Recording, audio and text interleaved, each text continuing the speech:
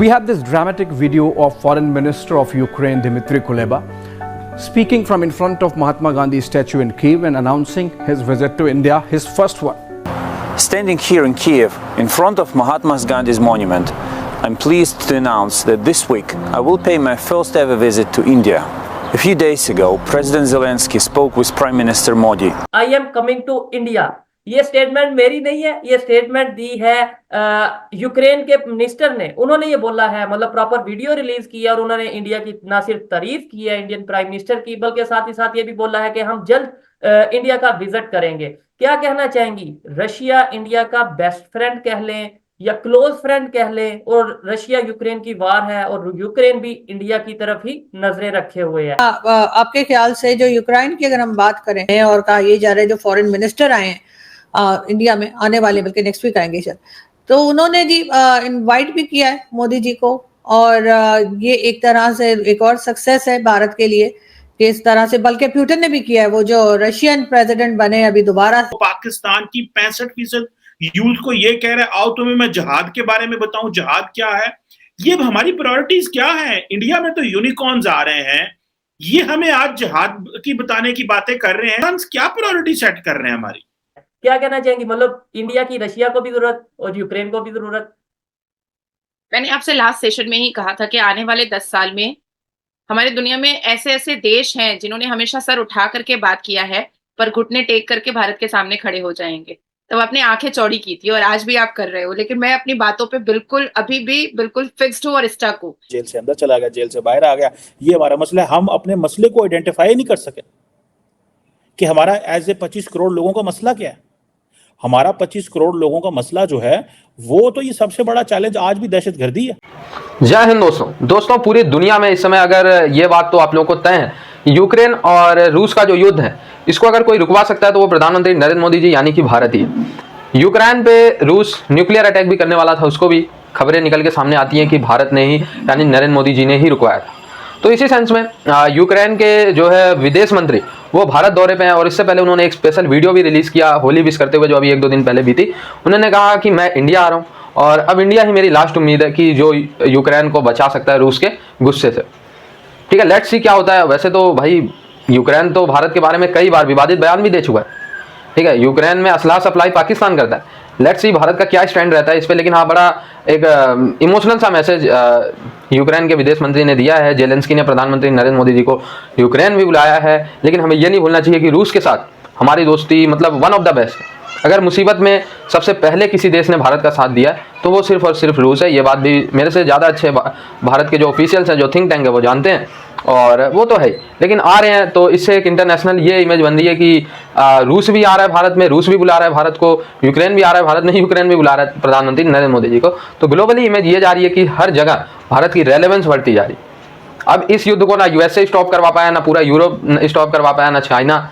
अब आखिरी उम्मीद पूरी दुनिया की सिर्फ यही है कि प्रधानमंत्री नरेंद्र मोदी जी या भारत जैसे तैसे करके ये युद्ध रुकवा दे, तो दुनिया में काफ़ी ज़्यादा पीस आ जाएगी। क्योंकि दोस्तों यूक्रेन, रूस, यहाँ से पूरे दुनिया को खाने पीने की चीज़ें सप्लाई होती, यूक्रेन से बहुत ज़्यादा गेहूँ सप्लाई होती। तो अगर युद्ध रुक जाएगा तो काफ़ी सारी चीज़ें सॉल्व हो जाएंगी। लेट्स सी क्या होता है।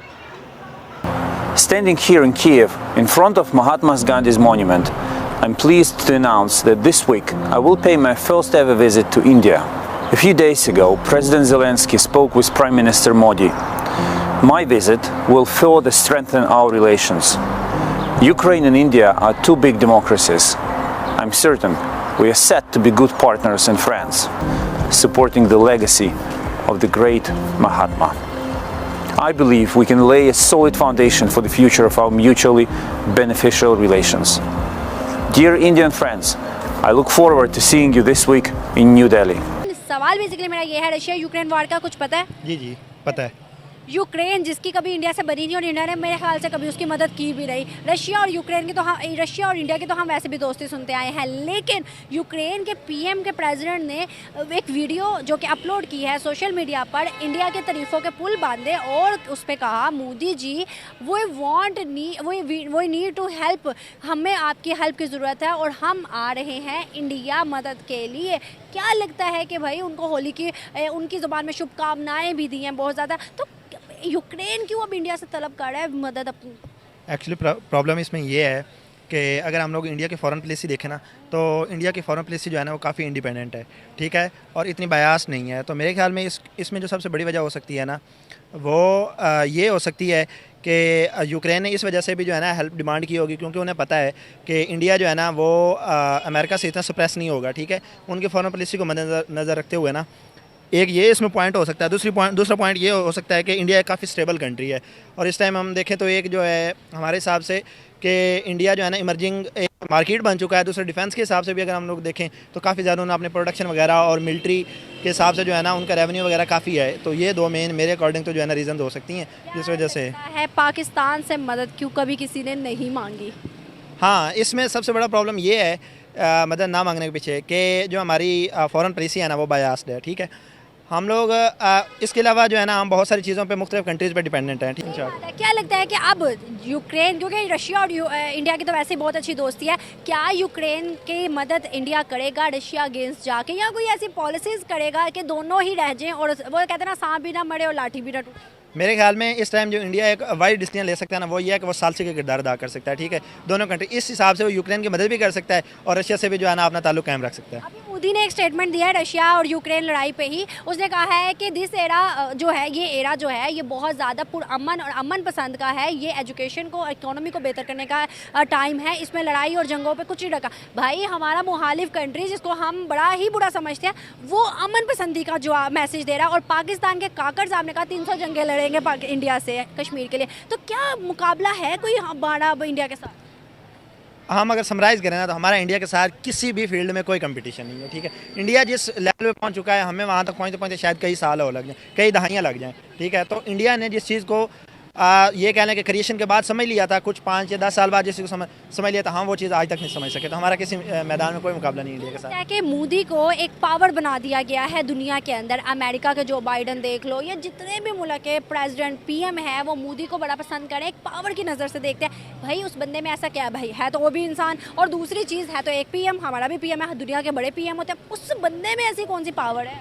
इसमें सबसे बड़ी जो बात होती है ना वो होता है कि आपका जो है ना माइंड सेट कैसा है, ठीक है। उस मोदी को हम लोग देख लें, वो एक बेसिकली तो एक चाय वाला है ना, लेकिन उस चाय वाले ने इंडिया को दुनिया की बड़ी ताकतों के दरमियान लाके खड़ा कर दिया।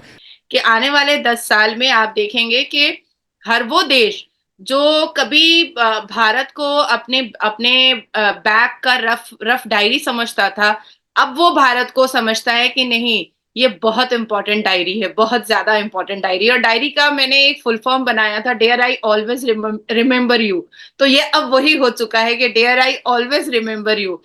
भारत का विजन, भारत का फोकस, भारत की सेना, भारत की इकोनॉमी और भारत के प्रधानमंत्री, इन्होंने एक चीजें बहुत ज्यादा और बहुत बार बार क्रिस्टल क्लियर किया है कि टेररिज्म, इंडस्ट्रीज, कॉन्फ्लिक्ट, जंग, इन सब चीजों पे भारत बिल्कुल भी भरोसा नहीं करता है। राउंड टेबल पर बैठे, बात करें, चीजों को, मरहलों को सॉल्व करें और आगे बढ़े। जिंदगी में आगे बढ़ना, रिफॉर्म होना, तरक्की करना, अपने विजन को बहुत क्रिस्टल क्लियर रखना, ये हमेशा डॉक्टर एस जयशंकर जी ने भी बताया है और भारत के प्रधानमंत्री जी ने तो बार बार बताया है। देखिए अभी हालिया में बहुत सारे कॉन्क्लेव बड़े बड़े चैनल्स के हो रहे थे, जिसमें ये बात बार बार हमारे गृह मंत्री श्री अमित शाह जी से पूछा गया कि भारत के मुसलमान जो हैं वो इस्लाम मानते हैं, संविधान क्यों नहीं मानते हैं। तो उन्होंने बहुत खूबसूरत बात कही गृह मंत्री जी ने कि कहा भारत के मुसलमान तो संविधान ही मानते हैं, क्योंकि अगर संविधान नहीं मान रहे होते और इस्लाम मान रहे होते तो जितने भी बलात्कार के आरोपी हैं वो नामर्द होते, अभी जितने भी लोग मुसलमान चोरी करते हैं उनके हाथ कटे हुए होते, जितने भी मुसलमान आंखों से लड़कियों को गलत तरीके से देखते हैं उनकी आंखें निकली हुई होती, जो मुसलमान झूठ बोलता है उसके जुबान कटे हुए होते। तो भारत के मुसलमान तो संविधान ही मान रहे हैं, क्योंकि बलात्कारी के आरोपियों को छुड़ाने के लिए हमारे भारत के संविधान और भारत के कानून से ज्यादा खूबसूरत